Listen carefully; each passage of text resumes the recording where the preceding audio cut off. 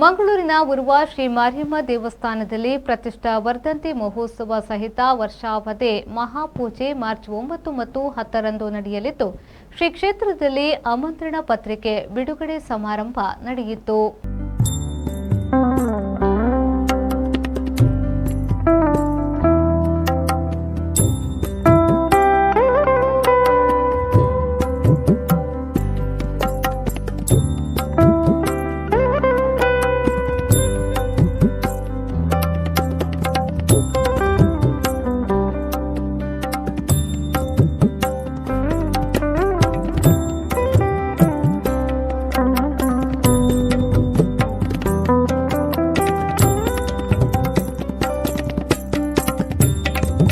ಶ್ರೀ ಕ್ಷೇತ್ರದಲ್ಲಿ ಪ್ರತಿಷ್ಠಾ ವರ್ಧಂತಿ ಮಹೋತ್ಸವ ಸಹಿತ ವರ್ಷಾವಧಿ ಮಹಾಪೂಜೆ ನಡೆಯಲಿದೆ.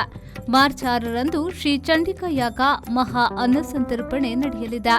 ಮಾರ್ಚ್ 14ರಂದು ಶ್ರೀ ಮಲರಾಯ ಧೂಮಾವತಿ ದೈವಗಳ ನೇಮೋತ್ಸವವು ವಿಜೃಂಭಣೆಯಿಂದ ನಡೆಯಲಿದೆ.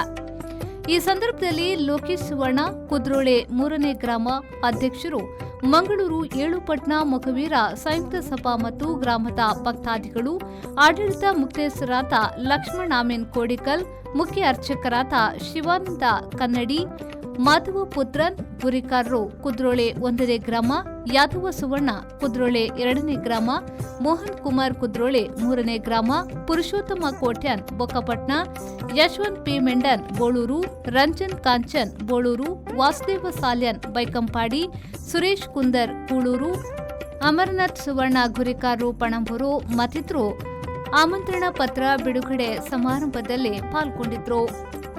ಶರತ್ ಸಾಲ್ಯನ್, ವಿ4 ನ್ಯೂಸ್, ಮಂಗಳೂರು.